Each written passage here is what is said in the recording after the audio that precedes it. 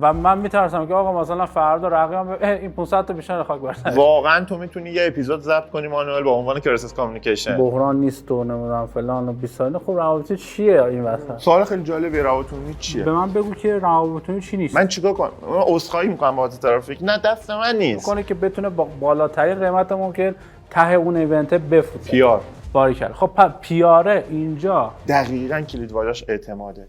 تراست مخاطبت از بین میره. یه وقتی حرف درست هم بزنی ازت نمیپذیره. چرا دیجیکالا اومد بیرون خیلی کوتاه. من نجاریمو تعطیل کنم تو اسلام شهر بیام یه پیک موتوری بشم تو تهران خوبه؟ پس پیار گرونه. پیار گرونه، آره. هر کاری می‌کردی مشکل من داشت. جلوی واردات خودرو رو میگیرم، میگم فقط ایران خودرو سایپا. دیگه روابطی میخواد تو پیار باید پری کنی که بقیه در برابر صحبت کنن. یه چیزی دارم به اسم کورپرات افیرز. آقا ولش کن، همینجوری بریم جلو دیگه چیز میشه. اونو دیگه تو روابطی تخصصی بهش صحبت می‌کنید.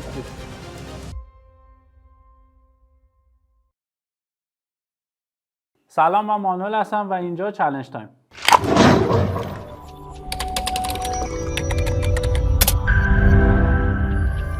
خب سلام علیکم، وقت شما بخیر، امیدوارم که خوب باشید. در خدمت امیرحسن موسوی عزیز هستیم. سلام مانوئل. انقدر تمرین کردم بگم امیرحسین نگم امیرحسن بگم. چه خبر؟ خیلی خوشحالم که در خدمت شما. قربون شما، مرسی. شما خودت پادکستری، خودت اصلا این کاری، ما هم که اصلا در خیابون پیدا شدیم اومدیم نشستیم داریم کار شما. البته پادکست نیستیم، هر جا میام میگن آقا پادکست استارتاپی کسب و کار، اسم ما نیست. میگم بابا داش ما اینجوری زحمت میکشیم. اتفاقا کار سخت‌تریه ویدیو کردن. بابا میگیم بعد اینا رو هنوز وقت نکردم تبدیل به موضوع چیز بکنم، پادکست کنم. پادکست بهتره یا ویدیوکست؟ والا خیلی بستگی به ابجکتیو داره دیگه. بعضی از محتواها آدم‌ها باید بشینن پای دسکتاپ یا وقتی بذارم ببینم، ولی پادکست به اصطلاحش میگن مدیای رسانه‌ای نرم، یعنی یه چیزیه که شما موقع ورزش کردن، موقع مثلا آشپزی، آره احتمالاً ما هم پادکستمون بهتر باشه، ولی خب باید پادکست، ولی هر کدوم جهان خودشونو دارن. آره. و خیلی هم نمیشه به نظرم گفت کی بهتره، بستگی به ابجکتیو و هدف و مخاطب و اینا داره دیگه. دقیقاً. بسیار. یه معرفی من امیرحسن موسوی حدود 10 ساله که تو حوزه پی آر و ارتباطات کار میکنم، محتوا، حالا ارتباطات بازاریابی، برند، ارتباطات. دوزیستم. یک جهانم جهان فلسفه علم و کار آکادمیکه. یه 7 ماه پیش یه داستان دیگه بود. آره اون یه داستان دیگه. اصلا میبینم بابا یکی به استوری داشت. من مخاطبینم هم دو گروهن، یه گروه کامل فلسفه علمیان و در واقع اون کامیونیتی آکادمیا، و یه کامیونیتی هم کامیونیتی پی آر و ارتباطات و استارتاپ ها و بیزینس و اینا. دکترای فلسفه علم و تکنولوژی، پژوهشگاه علوم انسانی و مطالعات فرهنگی، و آخرین واسه دکتر هم هستن. عرض به حضورشون 7-8 ماه پیشم دفاع کردم، یعنی دیجیکالا بیرون اومدم بیرون دیگه واقعا دکتری. آره دیگه واقعا دکتر شدم. آره بسیار چقدر خوب، عالی. خیلی خوشوقتم که در خدمت هستم. خیلی من دوست داشتم تو حتما توی یوتیوب هم باشی، توی گفتگو هم باشی، چون پس افتخار من. خواهش میکنم، چون خیلی آدم احساس میکنم، من زیاد باهات ارتباط زیادی نداشتم ولی احساس میکنم که قربونت آدم بسیار با دانشی هستی. چیزی که تعریف کرد دوستان شنیدم واقعا اینجوری بوده. چرا دیجیکالا ولی بیرون خیلی کوتاه؟ حالا اونی که بشه در گفت مورد این نیست، ولی میدونی که ما پیاریا معمولا یه چیزی بهش میگن Q&A question and answer. یه سری سوال از قبل آماده میکنیم، سوالات احتمالی، جواب به اون سوال احتمالی. معمولا تو پرس کنفرانس ها و اینا این کارو میکنم. آره چه باحال. من جواب آماده شدم براش اینه که میخواستم پی اچ دی مو پایان‌نامه بنویسم و در واقع یه پایان‌نامه متوسط، حالا خیلی خوبم نه، تو حوزه فلسفه علم. واقعا یه کاریه که 7-8 ماه یه کار تمام وقت من، واقعا روزی 10-15 ساعت کتابخونه ملی بودم و بتونم این پایان‌نامه رو جمع کنم. این جواب کلاسیک و استانداردمه به اینکه چرا از دیجیکالا از کارمند شاید خسته شدی. آره دیگه یه مجموعه. منم 7 سال دیجیکالا بودم. 1401 هم خیلی سال سختی بود واقعا. به خصوص هر کاری می‌کردی مشکل داشت. آره یعنی یه جایی که دیگه مثلا من واقعا یه وقتی از خودم پرسیدم من الان چرا تو این موقعیتم. حالا یه وقتی از تو به خصوص وقتی مثلا یه فشار امنیتی هم وارد میشه، یه وقتی از تو صاحب بیزینسی میگه من بالاخره یه بیزینسی دارم چند صد میلیون دلار ارزششه دیگه، تصمیم گرفتم دور از جون شما این خریت رو بکنم، حالا اینم عواقب و تبعاتشه. آره دقیقاً. ولی وقتی که اون نباشه ولی فشارهاش فشار باشه، به همون اندازه باشه، آره دیگه یه خورده آدم با آره چالش مواجه میشه که من چرا تو این موقع گرفتم. الان کل داستان گرفتیم تقریبا هممون. درسم بزرگ شما که برگردیم به این که خب صحبت از بحران شد، صحبت از 1401 شد، هممون شرایط رو تجربه کردیم، هر کاری میکردیم مشکل داشت، یعنی اینوری بودیم مشکل داشت، اونوری بودیم مشکل داشت، اصلا هر اکتی میکردیم مشکل داشت. آیا روابط عمومی اینجا وظیفه‌ش چیه در بحران؟ و اصلا این دوتا با هم مترادف همن، روابط عمومی بحران، یا نه اصلا با هم یک دوتا کانسپت جدا و یکی از کارهای کوچیکش مثلا اون ور میشه تو روابط عمومی که بحث مدیریت بحران بکنه؟ مرسی که این سوال خیلی مرتبط و پرسیدی مانوئل، به خاطر اینکه یه تصور عمومی وجود داره که روابط عمومی یه چیزیه که کارش بحران، در واقع پاسخگو بودن یا پاسخ نگم واکنش نشون دادن در بحران ها، یه همچین تصوری. خیلی وقتا پی آر حتی تو خود استارتاپ ها برای آدم هایی که بیرون در واقع این تخصص هستن یه همچین تلقی هست. ولی خب واقعیت اینه که اولا یه بخش کوچیکی از ماجرا بحرانه، ثانیاً تو حوزه ارتباطات بحران، چیزی که بهش میگن Crisis Communication Management، مدیریت ارتباطات بحران، یه دانش، مهارت و تخصص جدی هست تو دنیا. فقط هم بحث کسب و کار نیست، موضوع حاکمیت ها هست، موضوع خیلی از نهادها هست، موضوع پرسونال برند ها هست، بله. موضوع کسب و کاری هست، یک ماجرای وسیعیه دیگه. اتفاقا تو اگه یه کارهایی رو بکنی که اونا خیلی ربطی به خود بحران نداره، اون کار رو بکنی، احتمال داره که یه ارتباطات بحران موفقی هم بگذرونی از سر. من یه مثالی میزنم، شبیه میمونه که یه زلزله بزرگ اومده، شما نه زیرساختای مثلا آتش نشانی رو توسعه دادی، روش سرمایه گذاری کردی، نه مثلا بیمارستان درستی شهرت داره، نه یه سری نیروی اصلا تخصصی تجسس و امداد و نجات و اینا داری، نه مثلا چه میدونم سگ زنده، هیچی نداری. بعد میگه حالا ما توی زلزله چیکار کنیم؟ خیلی وقتا مثلا برندها یه همچین یه همچین مواجهه‌ای با بحران دارن. به من خیلی تماس گرفته میشه، مثلا یه برندی به بحران برخورد میکنه، من میگم این مواقع یاد امیرحسن میفته. آره نه فقط من، یاد خیلی از همکارای من، اصلا یاد حوزه پی آر میفهم. واقعیت اینه که اون لحظه دقیقاً شبیه همون زلزله، تو اگه هیچ کدوم اون کارو نکرده باشی حرفی برای گفتن نداری. نه. بعد یه مثالی بزنم، مثلا تلقی که از میدیا هست، میدیا معنی رسانه، چون خیلی وقتا اینا تو مارکتینگ هندل میشه، شبیه یه تلقی مثلا شبیه ادز، شبیه تبلیغاته. شما چجوری مثلا یه پولی میدی، سفارش میدی، پید مدیا دیگه، مثلا BTL ATL فرض کن، یه پولی میدی، مسیج قشنگ گیزن میشون چیزی که خودت میخوای، بعد اونجا مثلا میزنن این سمینار چقدر خوب است مثلا. همین تلقی رو با میدیا دارن. فکر میکنم مثلا ژورنالیستم این شکلی یه زنگ بهش میزنیم میگیم اینو بردار یا اینو بذار و فکر میکنن این کار پیاره، در حالی که شما باید یک میدیا ریلیشن درست و ساختار یافته‌ای داشته باشی تا بتونی از ظرفیت میدیا در بحران استفاده کنی. میدیا ریلیشن هم یه رابطه است، شبیه هر رابطه دیگه. شما ممکنه برای پارتنرت از جهت مالی هم هزینه کنی، مثلا کادوی تولد گرون بگیری برای همسرت، برای پارتنرت، برای دوستت، ولی کارت به کارت نمی‌کنی که تولد مثلا همسرت.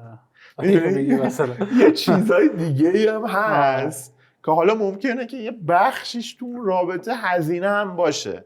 میدیا ریلیشن هم همینه، یه منظومه از المان هاست توی این رابطه، یه بخشش هم حالا ماجرای مالیه، یا فقط هم مالی نه، بالاخره یه نفعیه که دو طرف باید ببرن. مثل هر رابطه دیگه، هر رابطه یه بخشش بر اساس منافع طرفین رابطه است دیگه.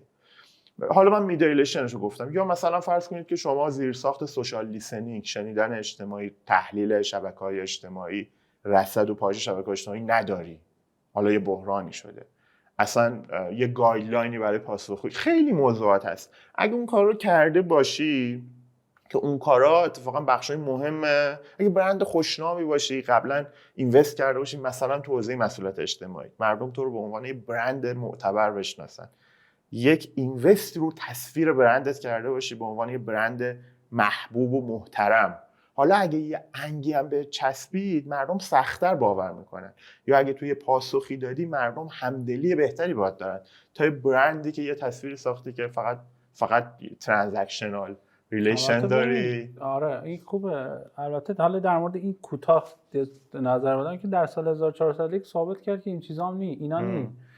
یعنی چی؟ یعنی اینکه اصلا مهم نیست مثلا یه دفعه یک برندی که سالها زحمت کشیده، یک ایمیج خوب از خودش درست کرده، در قشنگ توی یک بازی رسانه‌ای قرار میگیره و میاد روی موج قرار میگیره و از بین میره، برندش از بین میره تا بخواد درست کنه سالها بعد طول بکشه. یعنی اینا هم هست. قبول دارم حرفتو و شرایط ویژه اقتصاد و وضعیت اجتماعی سیاسی ایران، ما واقعا توی وضعیت ویژه‌ای قرار داریم، این حرف رو قبول دارم. اما اجازه بده با یه مثال، چون بذار من سوال تو رو اینجوری تکرار کنم مانوئل. ببین سوال اینه، چی میگن، حالا خیلی سادهش این میشه، اگه این بحران ها رو فروش من اثری نداره، اگه با بحران اسنپ اتفاق روی میزان ریکوست و چه سمت کاستومر چه سمت درایورش نمیافته، اگه فروش دیجیکالا تغییری نمیکنه، یا فروش میهن اگه یه تغییری هم میکنه 2 ماه اوله بعدش دوباره برمیگرده همه چی مردم یادشون میره، خب چه کاریه اصلا؟ تصویر برند یعنی چی؟ اینوست کردن رو برند یعنی چی؟ رپیوتیشن و اعتبار یعنی چی؟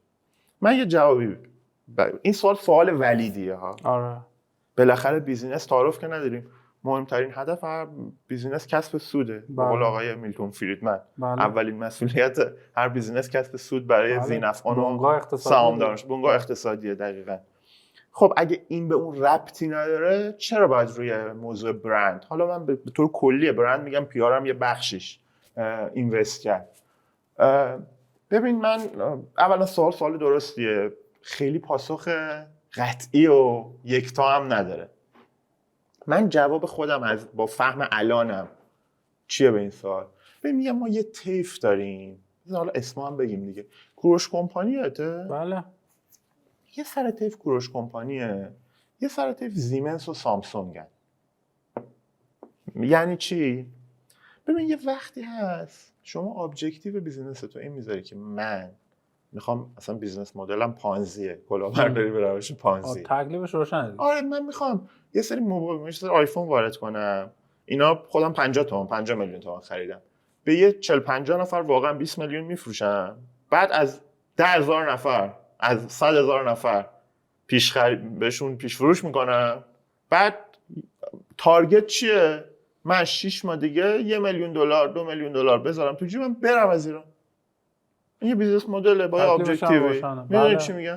این حالا من با جنبه‌های اخلاقیش کار ندارم دارم به عنوان خیلی بیزینسی با موضوع نگاه. اینو شما نگاه کن، این یه برندیه با یه ابجکتیوی، با یه هدفی از بیزینس.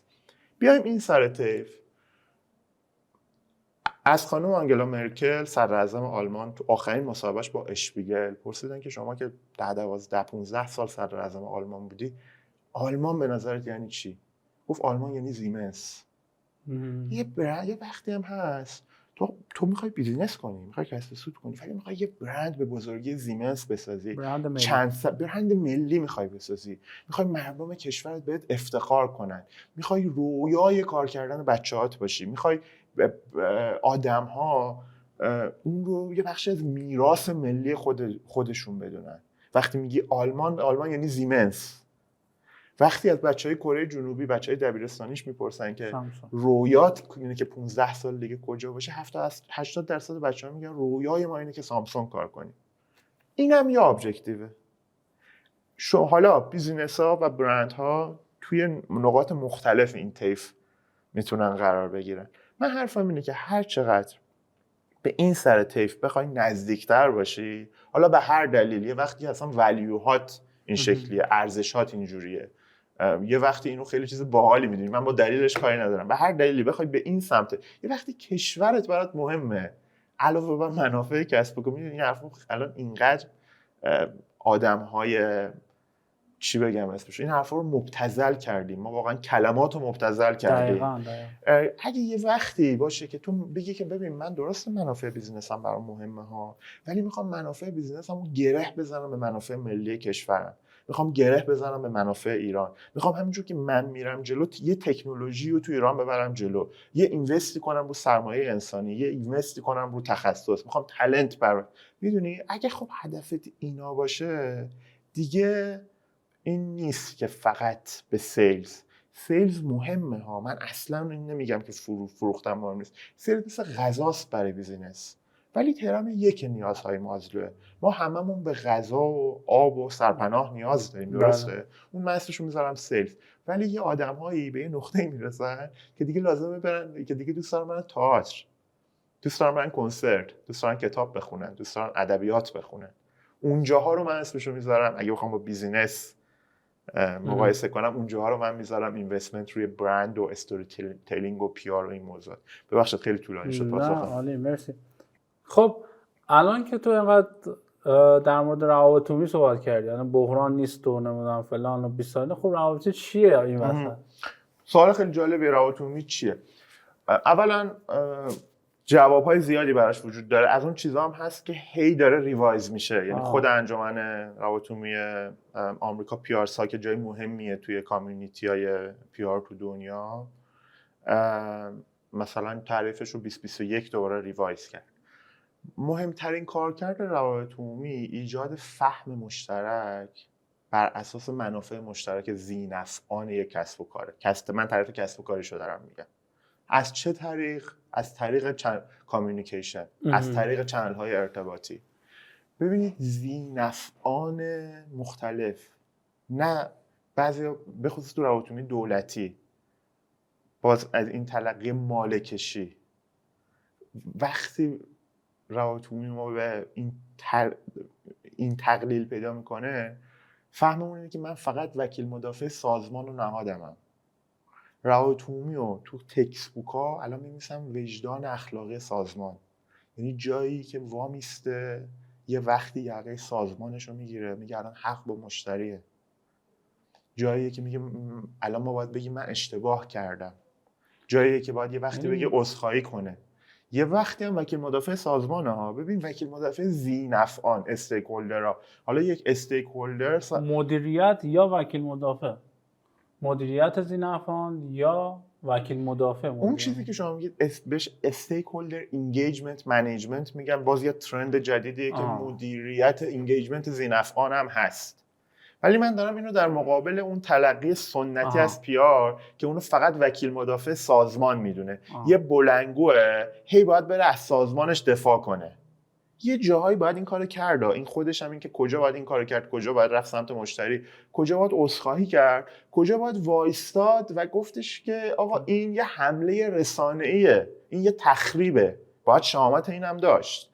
ما چون شهامتش رو نداریم میریم تو باج دادن، چون همش اون سمتی هستیم. اگه ببینیم اوضاع خرابه، من دارم یه خوشبختانه تو این 7-8 سال اخیر یه اکوسیستم جالبی تو پی آر شکل گرفته که محصول همین بزرگ شدن اکوسیستم استارتاپی ایرانه. ما 3 تا موج داریم توی روابط عمومی، 3 تا روند و ترند داریم تو روابط عمومی. یکی اولشه که توی سال 1330 شرکت نفت ایران و انگلیس وقتی تصمیم گرفت که آفیسش و پالایشگاه‌ها و در واقع مراکز زیرساختی رو تو جنوب ایران، تو خوزستان حالا اون موقع متمرکز بودن، توسعه بده، خب یه شرکت انگلیسی کنسرسیوم با ایران خب یه شرکتی زد و این میدونست که چقدر سرمایه‌گذاری روی برند براش مهمه و روابط عمومی خب 1330 تو ایران تازه اومده بود ولی تو دنیا چیز ناشناخته‌ای نبود. 100 سال بود حداقل داشتن کار می‌کردن همون موقع.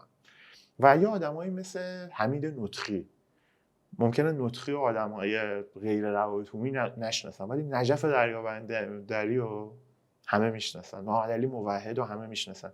شما ابراهیم گلستان روابط عمومی شرکت نفت ایران انگلیس بود. ما بزرگترین آدم‌های فرهنگیمون می‌بینیم اونجا رفتن تو روابط عمومی شرکت نفت ایران و انگلیس. شما الان هم برید تو روستاهای اطراف آبادان، بریم و بواردو و اینا، میبینید زمین فوتبال ساختن، سینما ساختن، سالن تئاتر ساختن، کلاس‌های آموزشی. آیا زمین فوتبال به فروش شرکت نفت ایران و انگلیس کمک میکرد تو سال 1330؟ احتمالاً نه. داشت رپیوتیشن میساخت. اون موج اول بود. موج دوم تو اواسط دهه 80 شرکت‌های اینترنشنال اومدن ایران. ما دیگه تقریبا بعد انقلاب بخش خصوصیمون پیار نمیشناخت، چون تو 10 سال اول انقلاب که کلا بخش خصوصی تعطیل بود و بخش، حالا جالب، روابط عمومی دانشگاه هم تعطیل شده بود، چون این رو هم مثل تبلیغات عامل امپریالیسم میتونستن و روابط عمومی هم تعطیل شده بود. سال 1368 69 که آقای معتمد نژاد در واقع به همت آقای معتمد نژاد و دیگرانی دوباره دانشکده ارتباطات، تا ما سالهای 80 خورده‌ای بخش خصوصیمون باز نمیدونست روابط عمومی چیه، تا خارجی‌ها اومدن. نوکیا اومد تو ایران، سامسونگ اومد تو ایران، LG اومد تو ایران، زیمنس تو ایران بود، رنو تو ایران بود. خب اینا شرکت‌های اینترنشنال، مالتی نشنال با پیار فرما، با پیار ایجنسی‌های دنیا کار می‌کردن و دوباره این مفهوم شناخته شد. موجه دوباره خوابید به خاطر اینکه شرکت خارجی‌ها رفتن تا اواسط دهه 90 که دیگه استارتاپ‌ها بزرگ شدن. یعنی ببین وقتی روابط عمومی معنی پیدا میکنه که توی برند پابلیک واقعا داری، یعنی مسئله افکار عمومی میشی، هم مسئله افکار عمومی میشی و هم نیاز داری به افکار عمومی. این نیاز هم خیلی مهمه. یه وقتی هست تو خیلی بزرگی ولی نیازی به افکار عمومی نداری، هم چه تو دولتیش چه توی خصوصی. حالا اسمش خصوصی انحصار زیاده. مثلا من اسم نمیدونم بگم یا نه. یکی از این فولادیای بزرگ، من با مدیر روابط صحبت می‌کردم، میگفتم شما مثلا 3-4 تا شرکت اول بورس ایرانید، ما یه چیزی تو PR داریم به اسم اینوستور ریلیشن، ارتباط با سرمایه‌گذار، که یه جورایی PR با استیک هولدر سرمایه‌گذاره. خب تو دنیا میدونی تو بازار سرمایه PR خیلی نقش مهمی داره. بله. تو بالا و پایین کردن، مثلا تو فراینده که نزدیک میشه به جذب سرمایه، تو فرآیند جذب سرمایه، تو بالا و پایین شدن سهام، تو کمپینای PR، کمپینای اخباری که از شما بیرون میاد، با بحران‌ها چطور مواجه پیدا میکنید، تو لانچ پروداکتتون خیلی موضوعات هست دیگه. میگم آقا شما چرا اصلا هیچ کاری برای لهجه اصفهانی هم داشت؟ آقا مثلا ما چه نیازی به PR داریم؟ گفتم آقا فروشتون. گفت شما فکر می‌کنید ما فروشمون ربطی به خوشنامی و اشتهارمون داره؟ ما تا سال دیگه هم محصولاتمون رو پیش فروش کردیم، به واحد مارکتینگمون میگیم آقا همه چی خاموش کن، ما نمیتونیم تولید کنیم، نمیرسیم به چیز. آقا قیمت سهام شما فکر می‌کنید که به سرمایه‌گذار بازار سهام میگن اینقدر؟ دیدم راست میگه بنده خدا. در اقتصاد اینجوری بله. آره. یا من برم سمت دولت، چه دولتی به PR نیاز داره؟ اینجا رو نمیدونم، شاید باید لازم باشه سانسور کنی. من این خورده با احتیاط میگم. ببین برای خودت بعد نباشه برای من مشکله. ببینید یه دولتی نیاز به خوشنامی داره که نیاز داشته باشه به این خوشنامی، که رأی بخواد. من اگه ببخشید یک حاکمیتی، من ایران رو نمیگم، ما که این شکلی نیستیم، ولی یه حاکمیتی باشه که اگه کسی حرف زیادی زد باتوم و سرکوب و چیزای دیگه است. بله. من چیکار کلا هم هستیم کلا. آره یعنی باز ببین تو فضای سیاسی هم PR، همون رقابت و انحصاری که شما گفتید خیلی کلید واژه مهمی بود. هم و توی بیزینس بیای وقتیه که رقابت جدی وجود داره، یا حالا خود رقابت هم ما چند نوع رقابت داریم دیگه، شما بهتر از من میدونید. شرکت‌ها شرکت‌ها رقابت، خب همه سعی میکنن یه انحصار ارگانیک. الان گوگل یه شرکت انحصاریه، ما مگه از جستجوگر دیگه استفاده میکنیم؟ ولی این یک چیزی بود، یه انحصار ارگانیکه، یعنی کسی نیومده به ما بگه که شما فقط حق داری از گوگل استفاده کنید. من با این جور انحصارا کار ندارم، با انحصاری که با رانت ایجاد میشه. مثلا خودرو، من جلوی واردات خودرو رو میگیرم، میگم فقط ایران خودرو سایپا دیگه، روابط میخواد ایران حالا من باز اسم آوردم. شما وقتی سایت تو باز میکنی 50,000 نفر تو صف خریدن. همین الان وضعیت فروش خودرو چجوریه؟ اسم باید بنویسی قرعه کشی. 6 ماه دیگه. خوشنامی چیه؟ خب چرا تو وسط دهه 90 دوباره PR مهم شد؟ به خاطر اینکه ببینید اسنپ و دیجیکالا و علی بابا و اینا واقعا اگر فردا همه ما کاربران اسنپ تصمیم بگیریم از اسنپ استفاده نکنیم، اسنپ خاموش باید، اسنپ تمام میشه. درست میگم؟ ارگانیک اومده و واقعا نیاز داره. دیجیکالا 7 روز اگر ازش خرید نکنن شات داون میشه. یعنی حیات، این جمله مهمترین چیزی که من میخوام بگم، PR و تصویر برند و رپیوتیشن برای کسب و کاری اهمیت پیدا میکند که حیات و مماتش به تصویر مخاطبش ارتباط داشته باشه. به به، فکر کنم برای بخش اولش این جمله خیلی عالی بود. بله درسته، واقعا روابط جایی به درد میخوره که به دردش بخوره. آره دقیقاً. مرسی، دست شما در نکنه. بریم و بیاییم.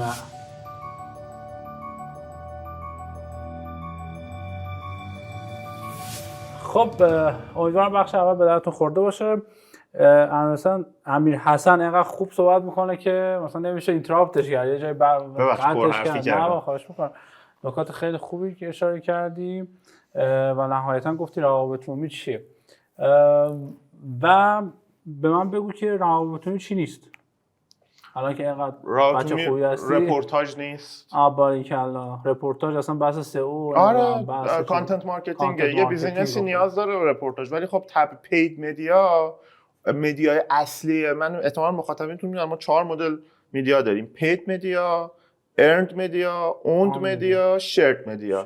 پید مدیا چنل اصلی مارکتینگ بیزینسه. شما ادز میری، حالا آنلاین ادز، SEO، نمیدونم کانتنت مارکتینگ، پرفورمنس مارکتینگ، هزار جور جهان. خب پرفورمنس مارکتینگ خودش مفصله دیگه. بله. ضمن اینکه بسیار چیز لازمیه، ولی رپورتاج یه کانتنت مارکتینگ برای بیزینس. خب هنر PR جایی که ارند مدیا ایجاد میکنه، استوری ایجاد میکنه که اینقدر قدرتمنده که آدما در موردش حرف میزنن. صبر کن اینجا، صبر کن. ببین من اینجا یه داستان، یه مشکلی دارم باهات اینجا. ببین یعنی تو میگی که آقا من یه مدیا ارند ایجاد بکنم، دیگران در مورد من بگن، اون تصویر برندی که مد نظرم، اون نوع ارتباطی که مد نظرم شکل بگیره به صورت ارگانیک. درسته؟ اینو داری میگی دیگه.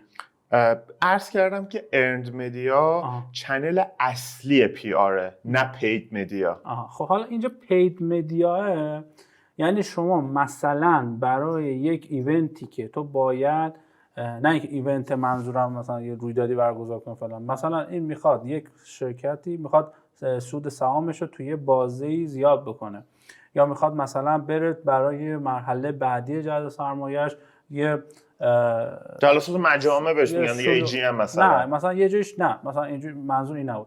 منظور این بود که مثلا من میخوام یک توی بازارم یه اتفاقی رو رقم بزنم که مثلا یه جورایی چون نزدیک دارم میشم به یک ایونت مهم بیزینسی، یا مثلا جذب سرمایه است، یا مثلا مجمع است، یا مثلا ورود به بورس، یا فلان، هر چی هر چیزی که اینجا میخوام که یه کاری بکنم توی بازارم که یک هدفی در بیزینسم که به یک مایلستونی داره نزدیک میشه شکل بگیره.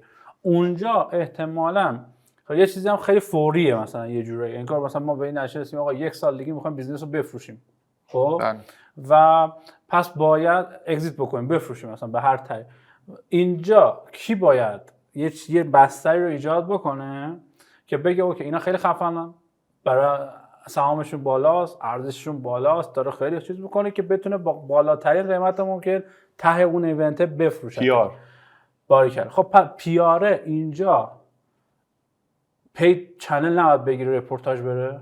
مانوئل خیلی دمت گرم برای این سوال. برای اینکه این وقتی گفته میشه که PR تمرکزش باید ارند مدیا باشه نه پید مدیا، آدما ممکن فکر کنن که لازم نیست پول خرج کنن یا اینوست کنن. من به شما بگم شما برای اینکه ارند مدیا به دست بیاری، حالا ترجمه ارند مدیا رو میگن رسانه‌های اکتسابی، بله، خیلی پول بیشتری باید خرج کنی تا پید مدیا، تا رپورتاج. شما یه متنی می‌نویسی الان مثلا تو سایت من قیمت به شما بدم، مثلا هر سایتی بخواید، مثلا مهر نیوز 4 میلیون میدی، اینو میذاری منتشر میکنی. بله. شما اگه بخوای یه استوری خلق کنی که رسانه ها در موردت حرف بزنن، باید 4 میلیارد خرج کنی، نه 4 میلیون. بله. خب بز یه سر رسانه خود نمی‌نویسن، پول بعد بگیریشون. آها ببین اون یه چیز دیگه است. اون ببین من در مورد برگردیم فلش بک بزنیم به میدیا ریلیشن. ببین تو میدیا ریلیشن تو باید نفع مشترک ایجاد کنی. نفع اون که درباره تو بنویسه چیه؟ عاشق چشم امروته. ببین به خصوص توی فضای ایران که ما رسانه هامون به طور ساختاری یافته سرکوب میشن. بله. ما مرجعیت رسانه‌ای یه بحث حالا مفصلیه دیگه. ما مرجعیت رسانه‌ای کامل از ایران رفته بیرون. وقتی هم از ایران رفته بیرون دیگه هیچ نه کنترلی هست، به بدترین شکلش، همین چیزایی که بیرون از ایران میبینیم دیگه.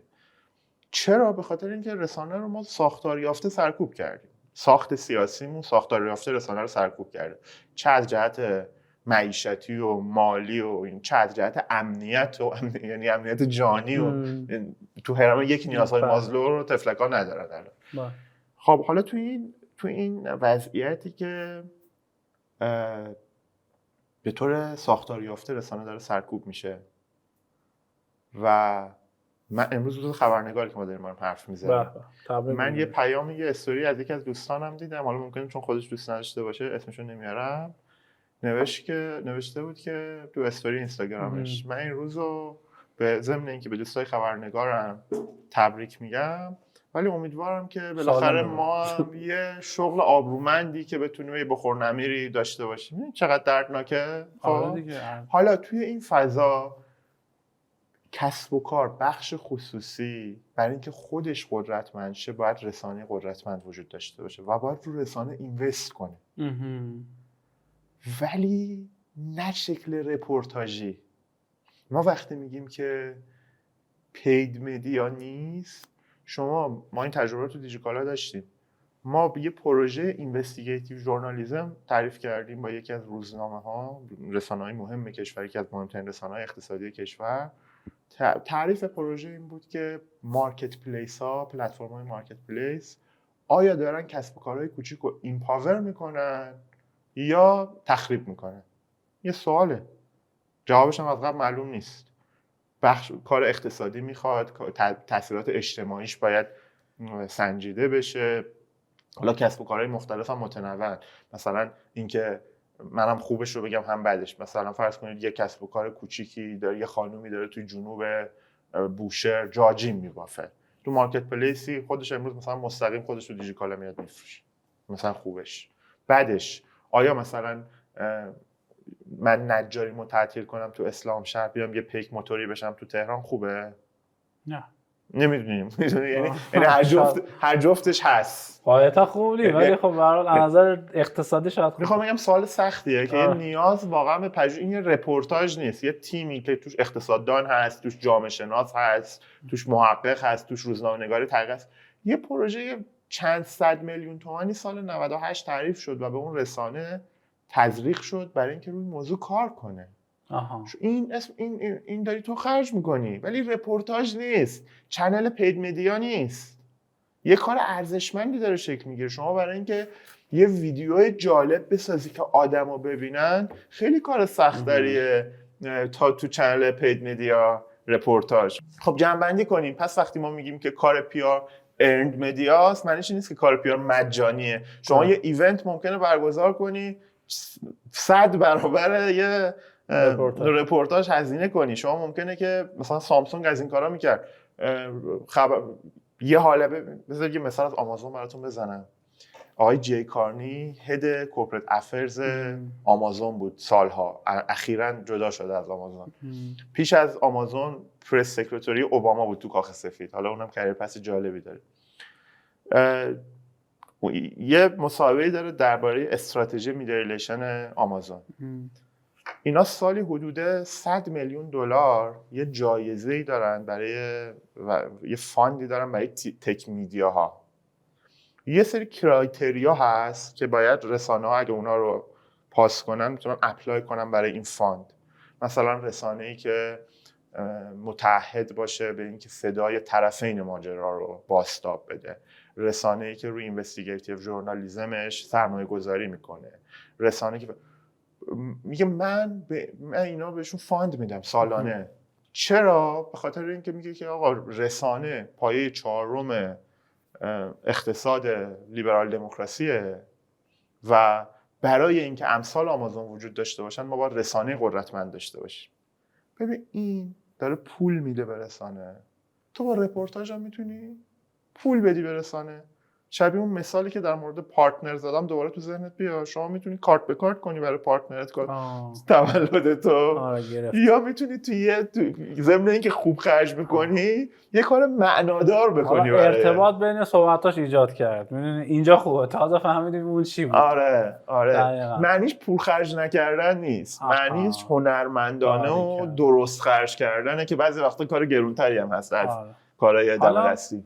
من هنوز به سوالم نرسیدم. این که گفتی اوکی مثلا بعد یه کاری بکنی که توی بازه بلند مدتی، فقط هم بلند مدت نیست، شما بعضی وقتا کوتاه مدت یه ایونتی میگم که یه ماه دیگه من بر اساس برنامه‌ام بعد ورود به بورس آره قبلا میدیا ریلیشن تو ساختی با رسانه‌های مختلف ارتباط ایجاد کردی. یه بخشی از این هم ارتباط دوستانه است مانوئل، که هم باید تو لایه مدیر عامل و کوفاندرها باشه، هم تو لایه پیار منیجر.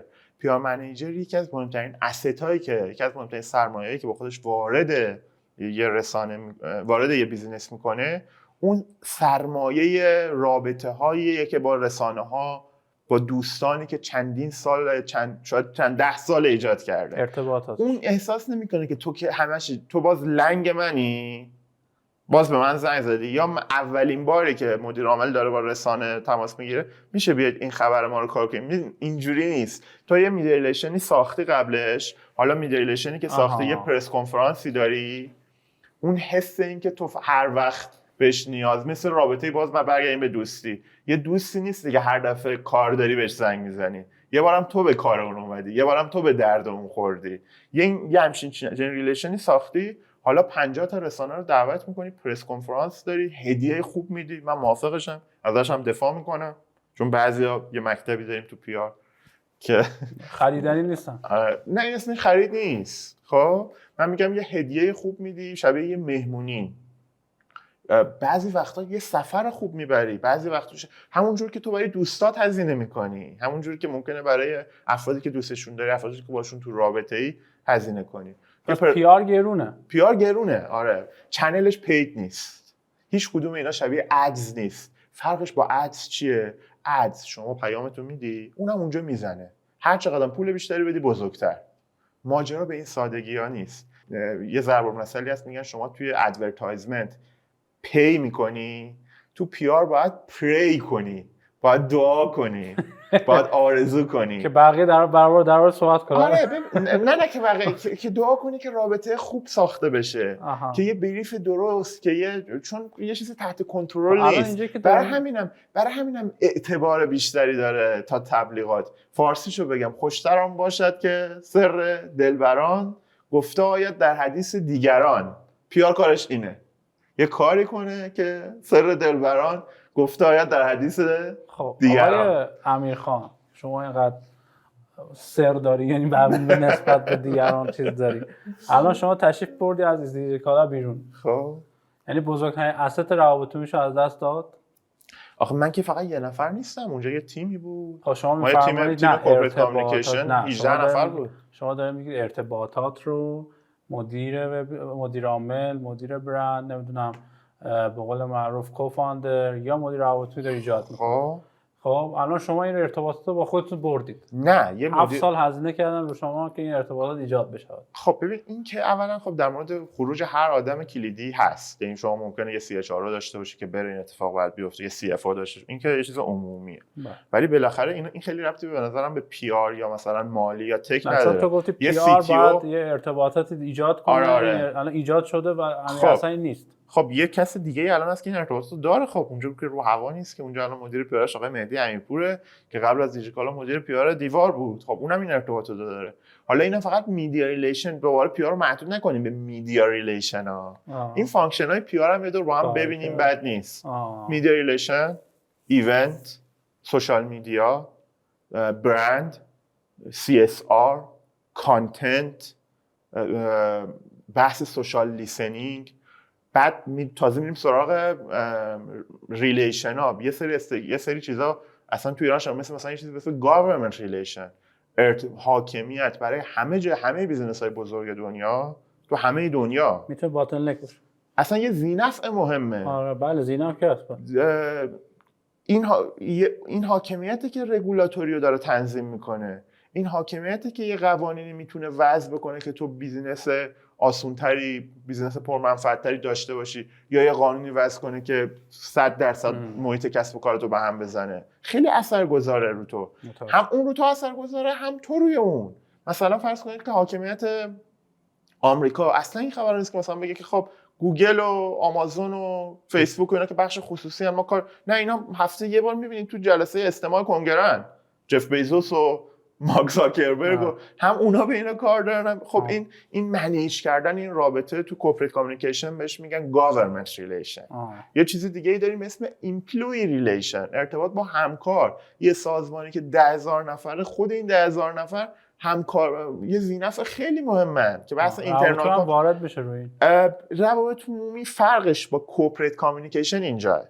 ولی ما یه چیزی داریم مثل PR، سازمان‌ها که یه خورده اسکیل میشن و تعداد ذینفعانشون متعددتر میشه، مسائلشون پیچیده‌تر میشه. PR از دل مارکتینگ میاد بیرون، یه جایی تشکیل میشه به اسم کورپوریت کامیونیکیشن. حالا البته PR هم همه جا تو مارکتینگ نیست. من دارم معمولا رودمپ استارتاپ های ایرانی رو میگم، بیزینس ها اینجا. حالا یه بیزینسی هست مثلا فرض کن دارویا، ممکنه اصلا از ابتدا کامیونیکیشن داشته باشن به جای مارکتینگ. من حالا به اون بیشتر همین بیزینس های مارکت پلیس که پلتفرم هایی که تو ایران هستن این مسیر رو طی کردن.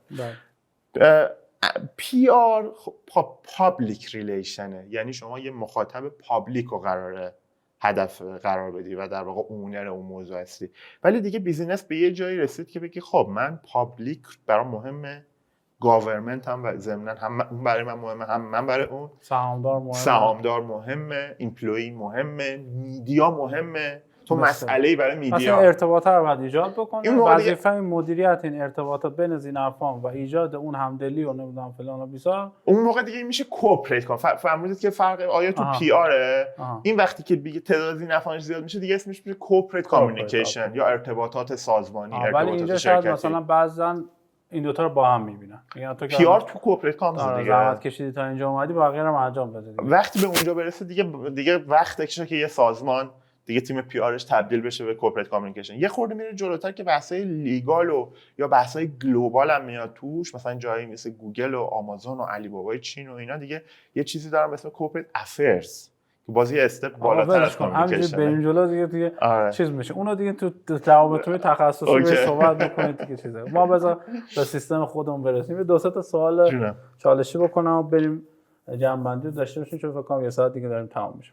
خیلی ماشاءالله خوش اومد. شاکرم. ببخشید پر حرفم. ما فیلسوفا فقط برای این حرف بزنیم دیگه. آقا یه داستانی که من الان مشکل آقا گزارش سالیانه که الان شده کش تنبول همه برندها، این داستانش چیه؟ کی باید انجام بده؟ کی باید پروموتش بکنه؟ کی باید یکی از کارهای تو دنیا یه ترند فقط هم تو ایران نیست. تو 6 7 سال گذشته بهش میگن استوری تلینگ ویت دیتا. قصه گویی با داده ها. یکی از اصلا استوری تلینگ، باز اگه از من میپرسیدید که یه تعریف دیگه از پی آر بگو، من میگفتم استوری تلر سازمانته. هر چیزی که مربوط به استوری تلینگ هست. برندینگ چی میگیم وسط؟ همه چی رو شما انجام میدید. ببین برندینگ هم میاد میگه نه رابطه اشتباه میکنه، یه جایی دخالت میکنه تو کارم. ببین اولا خب یه دعوایی هست بین چیز. خب یه جاهایی واقعا این تو اگه بشه کورپوریت کامیونیکیشن یه بخشش هم میشه برند، یعنی تیم برند توی کورپوریت کامیونیکیشنه. ولی من برند رو یه مفهوم کلی میبینم، یه چتر میبینم که رو همه جای سازمانته، نه یه بخش خاص. شما کال سنتری که داره با مشتری حرف میزنه برند سازمانت. کوریری که داره تحویل جنس میده برند درایوری که تو اسنپ میاد دنبالت برند سازمانت. خب همه اینا همش برند هست و نیست. به چه معنا هست؟ داره رو تصویر برندت اثر میذاره. نیست نمیتونی اینا رو همه رو بگی که اون چیزی که به نظر من تو برندینگ تو مارکتینگ تحقیقات برنده. یعنی جاییه که من دارم پایش میکنم تصویر برندمو، دارم اورنسم رو اندازه‌گیری میکنم، دارم تاپ آف مایندم رو اندازه‌گیری میکنم، دارم ایددم رو اندازه‌گیری میکنم. ما منظورمون از برند تحقیقات برنده. وگرنه همه این اکتیویتی ها شما که قیافه وبسایت یو ایکس و یو آی شکلی باشه برند.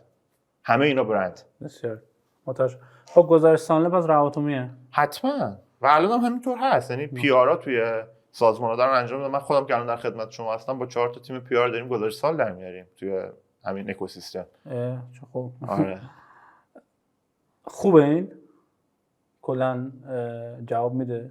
گزارش سال خیلی سال جالب پرسیمانه. ببین من برندام میگم بعضی وقتا گوش نمیکنم. میگم آقا جون اگه نمیخوای دیتا بگی خودتو مخاطب و علاف نکن. آره دیگه چیز عمومی میده برای خودش مثلا فان فکت و اینقدر دور مریخ چرخیدیم و از اینجا تا نمیدونم زحل فلان و اگه این از این چرت و پرت حالا مؤدبانه شه میخوای بگی منتشر نکن.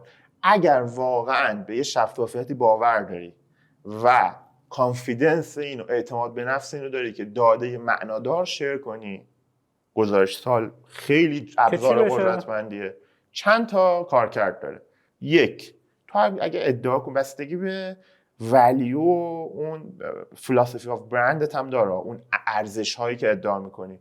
یه موقعی از برند ادعا میکنه من شفافم، خب من با مخاطبینم خب آره یه مصادیقی میخواد دیگه. همه جا میبینیم مثلا این کمپانی اصل اساس نمیتونه بگه من شفافم که یه کمپانی که داره مثلا سرویس امنیتی میده به CIA که نمیتونه بگه من شفافم. خب کارکرد دومی که من میخوام بگم که من لیدر بازارم، تات لیدرشپ. درود بر شما. بحث تات لیدرشپ یا رهبری فکری یکی از مهمترین ابزارهاش گزارش ساله. رهبری فکری بازار رسیدیم. رهبری فکری بازار. آره تو اینا اگه این ادعاها یه سری مصادیق میخواد دیگه. یه کارکرد دیگه‌اش یه جور مسئولیت ما نسبت به ذی‌نفعانمونه.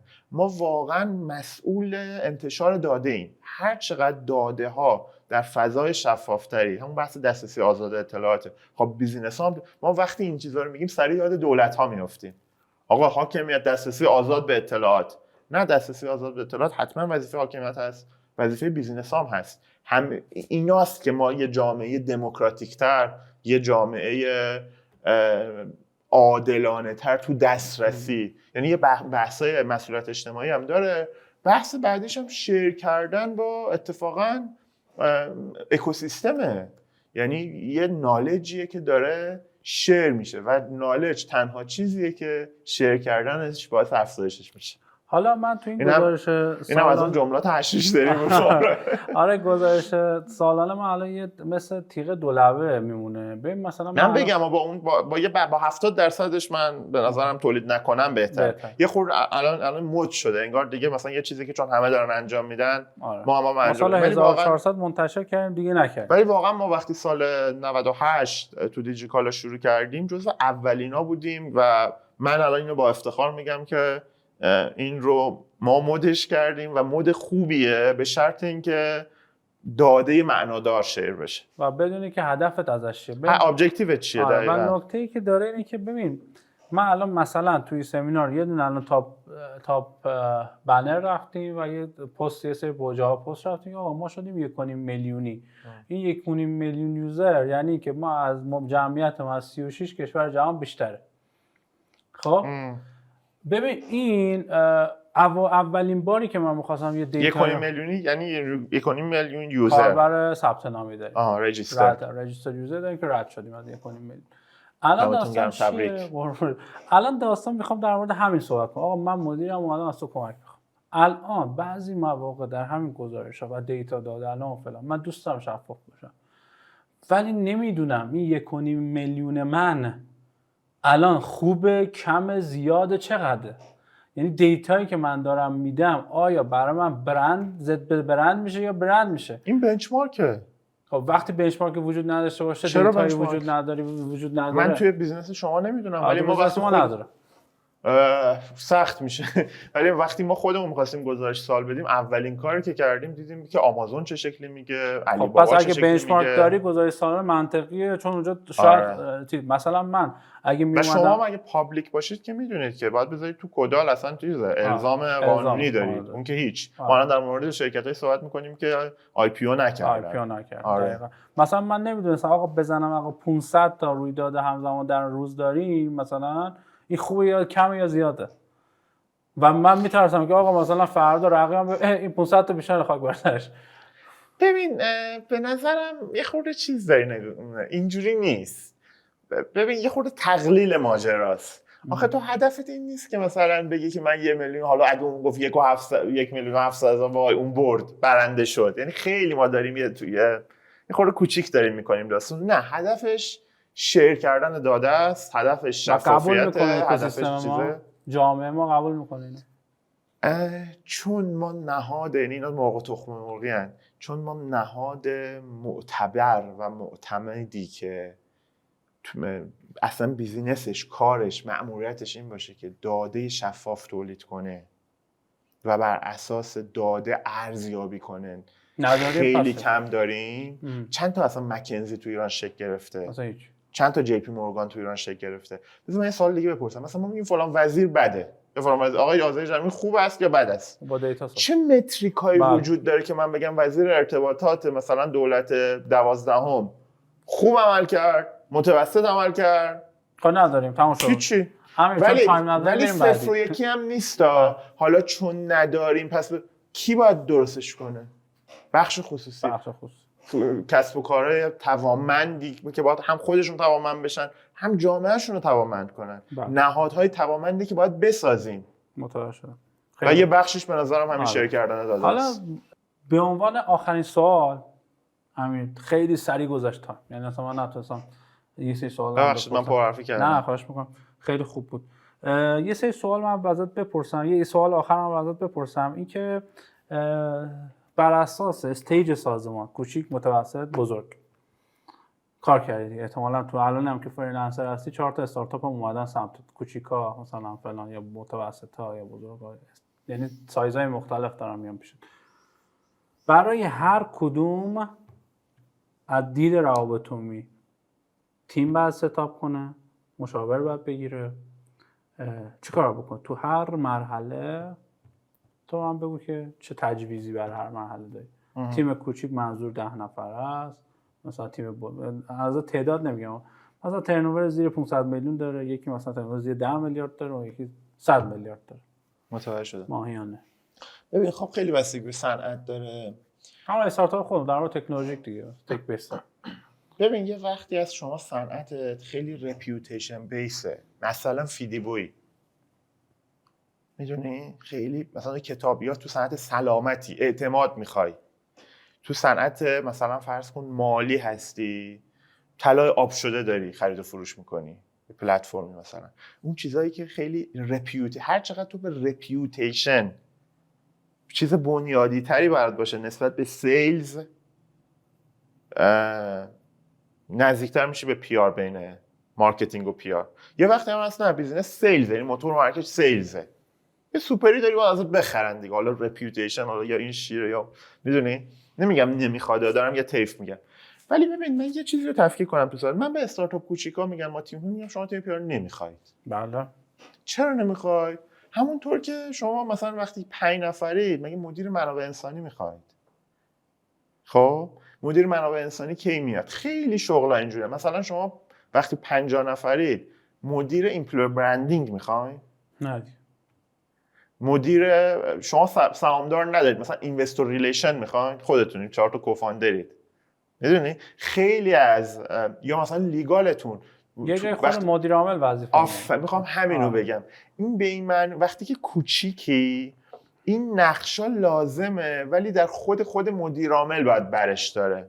خود مدیر عامل نقش اچ آر رو داره در جذب، در نگهداشت، در مصاحبه. خود مدیر عامل نقش لیگ. معمولا اینجور وقتا، حالا یا چون مدیر عامل هم که نمیتونه تو همه از لیگال و پی آر و اچ آر و فایننس و همینا تخصص، معمولا از مشاور استفاده میکنه. یه کمی که رفتیم تو سایز متوسط، دیگه شما یه تعداد، من با 2-3 تا معیار میگم ساز، شما حالا مالیشو گفتی، من یکی تعداد ایمپلوی هم به نظرم متریک خوبیه برای سایز، به شرط اینکه هلسی باشه بیزینست. یعنی اگه مثلا 100 نفری واقعا باید 100 نفر باشی، اگه 1000 نفری واقعا باید 1000 نفر باشی. 100 نفر بدی. آره، هم حقوق هم واقعا اینا کار دارن و به همون نسبت دارن ولیو تولید میکنن. معمولا مثلا بین بیزینس‌های واژه ضخیم اشاره کرده حالا ولی درست میگه، بفهم. آره، بین مثلا 100 تا 500 نفر من این پی آر رو تو دل مارکتینگ میبینم. تو سازمان‌های میگم دارم خیلی ساده میگم حالا با کیس با کیس، تو سازمان‌های بالا همه چی رو خیلی بیبرید پایین و بیاراش یه خورده بهشون میام بالاتر. تو دیگه بالای 1000 نفر که تعداد هم ایمپلوی زیادی داری، هم میدیا تو مسئله میدیایی. مثلا من خاطره تعریف کنم، مثلا بچه‌ها 5 نفرن میگن که ما با ارتباط با رسانه‌مون چیکار کنیم؟ میگن ببین مثلا تو فکر می‌کنی بگیم میدیا به تو فکر می‌کنه.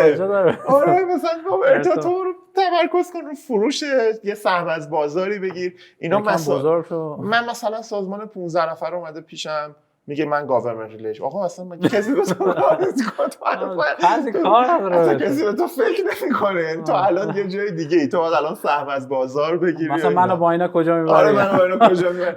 آره اینا واقعا این مثلا ما که میگیم کورپرات کامیونی برای وقتیه که تو مسئله میدیایی، مسئله افکار عمومی مثلا، ولی همونطور که شما گفتید هر کسب و کاری رپیوتیشن میخواد. حتی وقتی که 3 نفری اون نقش رو داره مدیر عامل ایفا میکنه، اونجا من پیشنهادم اینه که ولی در مورد تیم داره تیم صحبت میکنه. اونجا باید از کمک مشاور مثلا به عنوان حرف پایانی دیگه یا یه کوچ تو اون حوزه مثلا. آره می‌خواستم بهت بگم جمع‌بندی کن، چون دیگه تایم نداریم. یه چیزی من بگم به عنوان جمع‌بندی ازش استفاده می‌کنیم. این که بالاخره آقا یه نفری یه ترند منفی شه که در بیزنس ما در بقول یه ترند منفی در سوشال مدیا بر علیه ما اتفاق افتاد. اون زمان در این زمان گفتیم بحران و اینا رو صحبت کردیم. حالا دیگه باید به حال رواتونی که تنها جاییه که میتونه این کارو کمک کنه دیگه. به هر حال این رواتونی که اون کار قبلیشو کرد، مشقای قبلیشو نوشته باشه. آره الان بعد گنده رو باید با اون چیزای قبلی عطف به ما و سبق بهش میگم برگردونه بگه آقا منی که من همونیم که اینو انجام داده بودم، حالا این کارم باید بکنم. حالا کی بعد ورود، یعنی اینجا میخوام اون وسط بگم، نمیخوام بگم چی کار کنه، میخوام کی ورود کنه کی ورود نکنه. یعنی کی اعلامیه رو بزنه. نمیشه تو واقعا تو مثلا 1-2 دقیقه جواب داد. من این موضوع کرایسیس کامیونیکیشنه. واقعا تو میتونی یه اپیزود ضبط کنی مانوئل با عنوان کرایسیس کامیونیکیشن. خیلی کوتاه بگم جواب یه خطی همیشه درست نداره. اگه داشت که یه گایدلاین درست می‌کردن یه الگوریتم، اگه این اینجوری الگوریتمی نیست، کیس با کیس متفاوته. ولی من بخوام 2 خطی بگم، ما باید اعتماد به نفس اینو داشته باشیم که اگه اشتباه کردیم بگیم اشتباه کردیم. مثل چه اسکیلی اشتباه کردیم که بگیم اشتباه کردیم؟ 2 نفر آدم، 200 نفر آدم، 2000 نفر آدم. تو اگه اشتباه کردیم، اگه گند زدیم برای 1 نفر آدم. یعنی چی برای 1 نفر آدم؟ ما 1 نفر رو اشتباه کردیم براش. خب اون 1 نفر آره، از اون 1 نفر عذرخواهی می‌کنی. یه وقتی سوء تفاهمه بعد اعلامیه بدیم مثلا مثلا من مثال دیجیکالایی بزنم. ببین کالای چیزو دیر، آقا ترافیک بود، کالا دیر رسیده، من چیکار کنم؟ من عذرخواهی می‌کنم بابت ترافیک، نه دست من نیست. این یه فهم مشترکی باید ایجاد کنه. آقا من تو روزای بارونی که خیابونا قفل میشن نمیتونم پیش بینی کنم که این 2 ساعت تو ترافیک رانندم تصادف، آقا کرونا شده، نصف ملت کرونا گرفتن، خب من نمیتونم الان کالاتو برسونم، تو کالا سفارش دادی کنسل شد. این باید، من میگم فهم مشترک، منظور ایناست. این روایت ها رو باید تولید کنی. اینجا نمیگی من ببخشید بابت چیزی که دست تو نیست، بابت چیزی که تحت کنترل نیست. اینجا توضیح میدی، بریراتو میگی، مشکل. ببین مثل یه آدمیزاد یه وقتی از خودش دفاع باید بکنه، یه وقتی باید هم عذرخواهی کنه، یه وقتی هم باید یه توضیحی بده که یه فهم مشترکی ایجاد بشه. من برندم همین میبینم. آره. ولی اگه همش ماله بکشی دیگه، یه بارم که داری درست میگی مردم فکر میکنن ماله میکشی. یا خیلی هم عذرخواهی کنی ببین تو همین بحرانه که برای کشور پیش اومد، ماجرای مهسا امینی، بله، فرض کن ما یه حاکمیت با اعتماد به نفسی داشتیم، میومد میگفت که پلیس ما اشتباه کرد، عذرخواهی میکنیم، فرماندهش اخراج شد، اشد مجازات هم. چقدر ماجرا تغییر میکرد تا اینکه همش بیای لش کرد و تهش هم رفت. همش کار ضد انقلاب بود، همش دشمن بود. ما که اصلا اشتباه نداریم که هر بدبختی داریم کار ضد انقلابه، کار دشمن. اینم یه روی کرده. و وقتی همش اینجوری کنی دیگه اعتماد از دست کنی، ابزار پر دقیقاً کلیدواژه‌اش اعتماده. تراست مخاطبت از بین میره.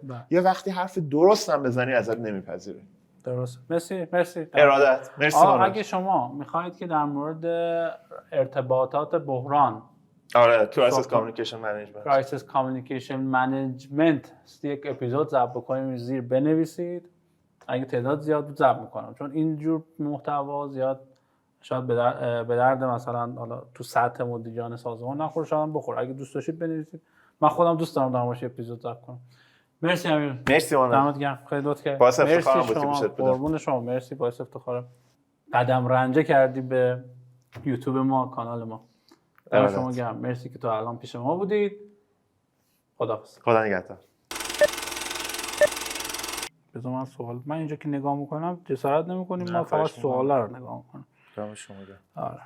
خب همون سوالی که برام فرستادی، آره. همونو پیش بری. حالا اون وسط هر چی دفعه پیش میاد می‌نویسم میپرسم. باش. دینگل بینگ. الان چند دقیقه شد؟ چرا؟ نه من بهتون گفتم دستتون یکم پایین. آها.